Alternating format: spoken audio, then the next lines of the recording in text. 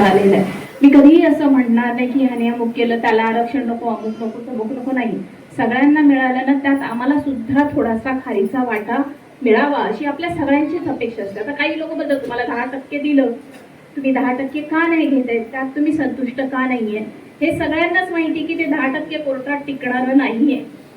62% ही मुळात संकल्पनाच नाहीये. आपण 52%वर आलोय. 19% जे ओबीसी आहेत त्याच्यामध्ये आम्हालाही ऍड करा. तुमच्या ज्या काही जाती जमाती तुम्ही, जसं 1995 ला ओबीसी म्हणून कुणबींना आतमध्ये घेण्यात आलं, तसं आम्हालाही कुणबी म्हणून, आम्ही कुणबीच आहोत, शेतकरीच आहोत, आम्हालाही ऍड करा. ही संकल्पना कुठेही चुकीची नव्हती आणि म्हणून मी सुद्धा त्यामधलाच एक भाग आहे. आता काहींना वाटत असेल मला मुळात आता त्या आरक्षणाचं मी साधं छोटंसं उदाहरण देते. 2016 ला मराठा मोर्चा निघाला होता, मूक मोर्चा, आणि माझे वडील आत्ताच 76 वर्षाचे, म्हणजे 4-5 वर्षापूर्वी जणू त्याला 70 वर्षाचे असतील. आणि कळव्याला माझे वडील राहतात. कळव्याला एक शाखा आहे, तुम्हाला माहिती आहे सगळ्यांना, रस्त्यावर शाखा आहे, ती जुनी शाखा तोडून आता तिथे कंटेनर आहे. तर त्या कंटेनरच्या समोर माझे वडील संध्याकाळी 5च्या सुमारास काहीतरी फ्रीजवर बसले होते. आणि त्या दिवशी मुंबईला मोर्चा होऊन त्या मोर्चावरून आलेले, मला नव्हती कल्पना की पप्पा गेले असतील. आणि मी ठाणा कोर्टात, मी ॲडव्होकेट आहे त्यामुळे मी ठाणा कोर्टातून येत होती आणि मी बघितलं, मी आणि माझे मिस्टर दोघंही काढत होतो. बघितलं, माझे मिस्टर बोलले मला, तुझे पप्पा बसले तिथे, ते कशाला शाखेसमोर बसले. तर मी फोन केला गाडीतला की पप्पा तुम्ही शाखेसमोर का बसलाय. तर ते म्हणाले की मी मोर्चाला गेलो होतो, थकलोय, पाणी प्यायला इथे शाखेसमोर बसलोय. म्हटलं मोर्चाला गेलेला 70 वर्ष झाली, अजून किती वर्ष मोर्चाला जाणार. म्हणाले मला आरक्षण नाही मिळालं, तुम्हाला नाही मिळालं, पण आमच्या नातवंडांना तर मिळेल ना. बोलतो. आणि खास करून दिघा ऐरोली विभागातले आमचे जे दगाडीचे समन्वयक म्हणून काम करणारे राकेश थोरात, विठ्ठलजी बांगर, गायकवाड, मी सर्वांचीच नावं घेणार नाही, हे सर्व आमचे विनोदभाई पोखरकर, या पोखरकर साहेबांच्या नेतृत्वामध्ये त्यांनी नवी मुंबईची गेल्या 2-3 वर्षापासून हे सर्व पदाधिकारी कार्यकर्ते अक्षरशः झोकून देऊन काम करत आहेत. आणि त्या सर्वांच्या कामाची नोंद आदरणीय मनोजदादा जरांगे साहेबांनी सुद्धा घेतली. त्यांनी बघितलं की संपूर्ण महाराष्ट्रातून, मराठवाडा, विदर्भ असेल, पश्चिम महाराष्ट्र असेल, इथून सगळा आलेला मराठा समाज, या समाजाची कोंडी करायचा प्रयत्न अनेकांनी केला. परंतु मगाशी आमच्या ओबीसी समाजाचे आमचे बंधू त्यांनी सांगितलं की प्रेमाची एक भाकर अशा प्रकारचं आवाहन केल्यानंतर त्या ठिकाणी अक्षरशः प्रचंड अशी रसद त्या ठिकाणी जमा झाली. आमच्या विनोदभाई पोखरकरांच्या आवाहन केल्यानंतर त्या ठिकाणी कंटेनर भरून अन्नधान्य या वाशीमध्ये रुजू झालं. तिथं मराठा समाज कुठल्याही प्रकारे उपाशी झोपू नये यासाठी आमचे राकेश थोरात, विनोदभाई पोखरकर या सर्व मराठा बांधवांची सोय करून मगच ते आपण स्वतःचं जेवण, नाश्ता असेल, चहा असेल ते घ्यायचे. उद्देश इतकाच होता, दिवस बघितला नाही, रात्र बघितली नाही, स्वतःची ताणभोग या सर्वांनी हरपून हे सर्व पदाधिकारी कार्यकर्ते या आंदोलनामध्ये झोकून देऊन काम करत होते. काय गेल्या 10 वर्षापासून या समाजाच्या लढ्यामध्ये आमचे समन्वयक विनोददादा पोखरकर यांच्यासोबत काम करतो. आणि दिघा ऐरोली विभागामध्ये ज्या आपले जे समाज बांधव आहेत त्यांच्यासोबत मी काम करत असतो. आणि मला जिथे जिथे संधी मिळते आणि आपल्या समाजाची सेवा करण्याची जिथे ते मला वेळ मिळेल किंवा संधी मिळेल त्या मी संधीचं सोनं करेन. आणि भविष्यात आपल्या वडीलधारी किंवा आमची जी पिढी आहे, आम्हाला या संधीचं सोनं करता आलं नाही, पण भविष्यात आमची जी मुलं असते, लहान मुलं, त्यांना कुठेतरी हे आरक्षण मिळालं पाहिजे. आणि ही लहान मुलं उद्या भविष्यात जाऊन म्हणतील की कमीत कमी आमच्या वडिलांनी हा संघर्ष केला म्हणून आम्हाला आज एक आरक्षण मिळालं. तुम्हाला सर्वांना मराठा समाज एकत्र पाहिल्यानंतर 2 वर्षापूर्वी मला आठवतं स्टेशनला मिटिंग लावली होती. आम्ही त्यावेळेला ठरवलं होतं सर्व समाजाला आपण एकत्र करायचं. प्रत्येक विभागातून त्यावेळेला आमच्याकडे 1 ते 2च पदाधिकारी भेटला होता. पण आज आनंद होतोय की आज तुम्हाला बघितलं ना, खूप डोळे भरून येत आहेत. खूप आपली एक शून्यातून सुरुवात केली होती. मला वाटतं स्टेजवरती होते एवढेच जण आपण होतो इथे, आणि आज नाही का 200 म्हणजे जास्तीत जास्त 20 ते 25 लोक होतो. पण आज 2 वर्षानंतर आज बघतोय मी इथे वाटतात एक कमीत कमी 200-300 लोक असतील, बाहेर अजून वेगळे असतील. खरंच बरं वाटलं. तर माझं एक विनंती आहे सर्वांना, सर्व बांधवांना माझी एक विनंती आहे. आता जसं आपण इथे आयोजनामध्ये गेल्या वर्षी जसं आपण सगळे एकत्र आलो होतो, तसं यावेळीलाही आपण आझाद मैदान असेल किंवा वाशिम ठिकाणी तर आपण पाहिजे ती मदत केली. आणि मला वाटतं कोकणकर साहेब आयुर्वेदिक निगा विभागाकडून पहिल्या टेम्पो आम्ही आणण्याची जबाबदारी दिली होती. लेकींची संख्या सगळ्यात जास्त दिसते ते बघून मला खूप आनंद होत आहे. आपण या वेळेला मागच्या वेळेला एफएमसी मार्केटमध्ये जेव्हा जरांगे पाटील दादा आले होते तेव्हा आम्ही सर्व महिला खूप जास्त संख्येनं तिथं उपस्थित होतो. यावेळी गौरी गणपती होते त्यामुळे आमचा दोन्हीकडं म्हणजे घरात पण आम्हाला सांभाळायचं होतं आणि बाहेर पण आम्हाला सांभाळायचं होतं.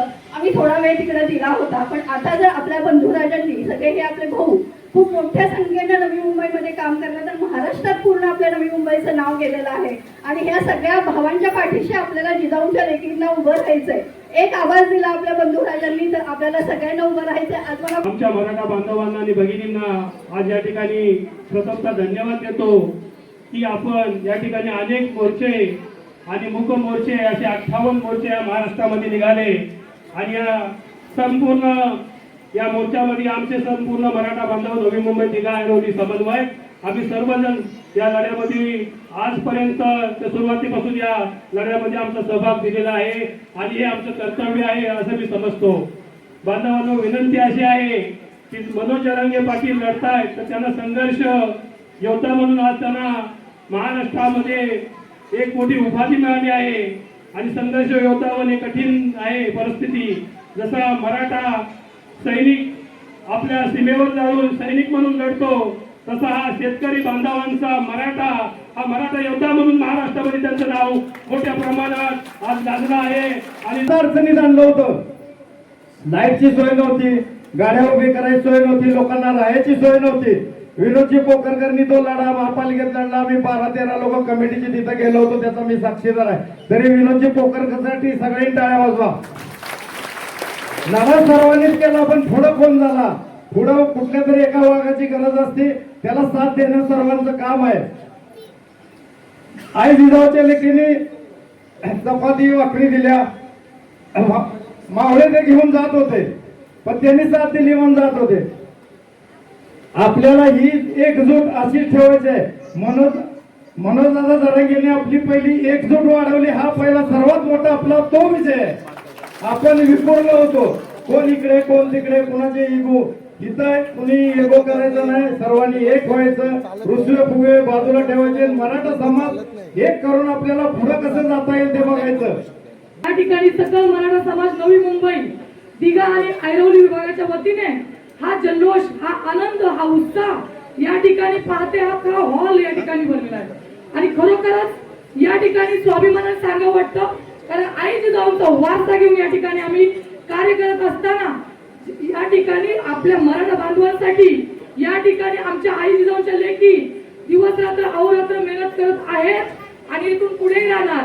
परंतु एवढंच सांगते, आता नाही तर कधीच नाही आणि घेतल्याशिवाय राहणार नाही हा शब्द निश्चितच आपला संघर्ष होता मनोज दादा यांनी पूर्ण केलेला आहे. एक मेसेज ऐरोली आणि दिघाकरांनी टाकला आणि जमलेला हा 1 लाख मराठा उपस्थित हा जो आज या ठिकाणी आहे. खूप मेहनत घेतलेली आहे आमच्या या सर्व बंधूंनी. खरं पाहिलं तर आम्ही सकाळी 8:30 वाजल्यापासून विठ्ठल, राकेश, दादा सावंत असेल, दिघ्याचे फडतरे हवा असेल 10-12 लोक तर आम्ही कंटिन्यू 3 दिवस झालं.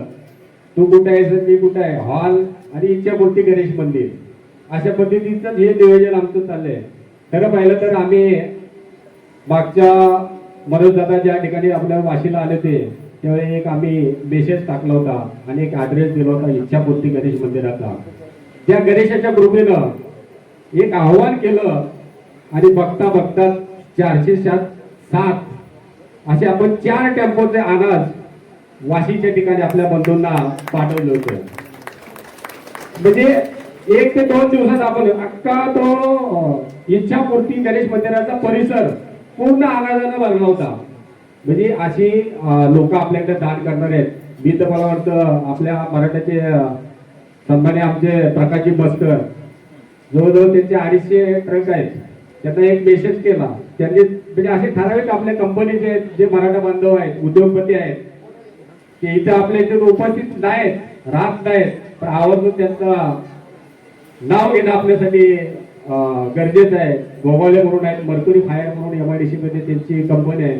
मराठा माथाडींचे आपले सन्माननीय कोमररावजी देशमुख, असे विविध मोठे आपल्या हस्ती बागा असतात. आपला तुम्हाला काय पाहिजे, आमच्या एक मेसेज जातो, त्या मेसेजवर आम्हाला ज्या पद्धतीने होते बंधून आपण हा जे कार्यक्रम करतो, आपण कुठल्याही नेत्याकडून 1 रुपया घेत नाही, हे पहिलं लक्षात घ्या. आपण आपले पदरची चाल काढून आपल्या जे कार्यकर्ते आहेत ना, त्यांच्यातून आपण हा कार्यक्रम करतोय. वंदन करू. सकल मराठा समाज नवी मुंबई ऐरोली दिघा विभाग या ठिकाणाला आपण आनंद उत्सव साजरा करण्यासाठी जमलो आहोत, हे सर्वांनाच माहिती आहे. या ठिकाणाला सन्माननीय कोकरकर साहेब, बाबर साहेब आणि गायकवाड, देसाई आबा, इतर विजय भोसले साहेब आणि संतोष आसोळी साहेब, देसाई साहेब, तानाजी जगदाळे या सर्व टीमने या ठिकाणाला शिडको वाशी एक्झामिशन हॉलवरती पहिल्या दिवसापासूनच 28 तारखेला रात्री आम्ही या ठिकाणाला सर्व टीमने जेवणाची व्यवस्था करायला बरेच जणांना माहिती आहे. ताई, मला वाटतं ताईंची माझी 91 पासून आमची ओळख आहे, पण आम्ही कधी जात धर्म पंथ कधी विचारला नाही, परंतु आम्ही काम करायचो. आज मला इथे अभिमान आहे की माझ्या उजव्या बाजूला आहे ते विनोद पोकरकरजी आणि माझ्या डाव्या बाजूला आहे ते विठ्ठल भांगर आणि राकेश स्वराज यांची उंची पाहिली तर तुम्हाला आठवत असेल लाल बहादूर शास्त्रीची उंची लहान होती पण कीर्तिमान होती. हे दोघे पण माझे बंधू आहेत, त्यांची उंची लहान आहे पण कीर्ती मात्र या ठिकाणी महान आहे. या मराठा समाजासाठी अहोरात्र मेहनत करणारे हे दोघे मी साक्षी आहे. त्याला एक पत्रकार म्हणून जरी असलो तरी एक मराठा म्हणून जो मला अभिमान आहे तुम्ही शेवटपर्यंत टिकवला. मी एक उदाहरण होता, वॉर रूम त्या ठिकाणी बनवलं होतं. जरांगे पाटील साहेब होते, आपण दोघांनी पण फार सगळ्यांनी मेहनत घेतलेली. रात्री 11:30 वाजता मला मुंबईचे महापौर, माजी महापौर आणि मंत्री माझे चंद्रकांत हंडोरे साहेबांचा फोन आला होता. रात्री 11:30 वाजता मी तुम्हाला आवर्जून सांगतो. त्याने एकच सांगितलं, जरांगे पाटील साहेब आम्हाला उपोषणाला बसलेला आपला सर्व समाज बांधव त्या ठिकाणी अगदी तुटून पडलेला आहे की आम्हाला जसं ताईंनी सांगितलं की प्रत्येकाला आरक्षण मिळालं पाहिजे. आजची युवा पिढी आहे, जे का पुढचं जे असेल त्यांना आरक्षण मिळालं पाहिजे, तरच त्यांचं भविष्य घडू. आमची मागणी काय आहे, आम्हाला फक्त नोकरी आणि शिक्षण या दोनच गोष्टीमध्ये आम्हाला पाहिजे. 11:30ला त्यांनी फोन केला, मला सांगितलं, त्यांच्या PA सांगितलं की जरांगे पाटील साहेबांशी बोलायचं आहे, काही करून त्यांना फोन द्यायची व्यवस्था तुम्ही करा. परिस्थिती अशी होती की त्यावेळेला हे दोघे पण माझ्या बाजूला नव्हते. आम्ही पत्रकार कक्ष तयार केला होता, तिकडे होतो मी. शेवटी आतमध्ये खास साहेबांच्या जवळची व्यक्ती होती, तर मी विनंती केली की म्हणलं साहेबांना माझे आपल्या मुंबईचे माजी महापौर आहेत चंद्रकांत हंडोरे हे आपल्या समाजाचे नसले तरी सुद्धा त्यांनी त्यांना फोन केला आणि त्याने सांगितलं, पाटील साहेब तुम्हाला आमच्या समाजाचा पूर्ण पाठिंबा आहे, आपण काळजी करू नका. हे त्यावेळेस हे मी उदाहरण दिलं कारण मी त्याला साक्षी आहे. कारण पाठीमागे विनोद दादांनी तर पहिल्या दिवसापासूनच जर पाहिलं तर म्हणजे जेव्हा आम्ही जमा झालो आणि पाटलांची संभाजीनगर मधून आंतरवलीतून निघालेली उपोषणाचा आणि मुंबईची आपली मोहीम जेव्हा शिवनेरीवर आली आणि शिवनेरीची माती पाटलांनी डोक्याला लावली आणि तिथून पाहिले होते आणि मेसेज तयार केला आणि मेसेज टाकला. तर आपल्या ऐरोली विभागातल्या माता भगिनींनी तसंच पुरुष मंडळी मराठा बांधवांनी भरपूर सारी आम्हाला मदत आणून दिली. तिथेही आम्ही सर्वात पहिली मदत दिली, आता बोलू नये पण सर्वात पहिली मदत ही ऐरोली दिघा विभागातर्फे तिथे पोहोचली होती. आणि एक डॉक्टर टीम होती, माऊली फाउंडेशनची डॉक्टर टीम होती, आदर्श माऊली चॅरिटेबल ट्रस्ट. तर हे जवळजवळ मला ते 8-9 वाजता त्यांनी जे सुरुवात केली ते सकाळी पहाटेपर्यंत सगळ्यांची म्हणजे मोफत सेवा देत होते. तर त्यांचेही मी आभार मानतो आणि माझे 2 शब्द संपवतो. धन्यवाद.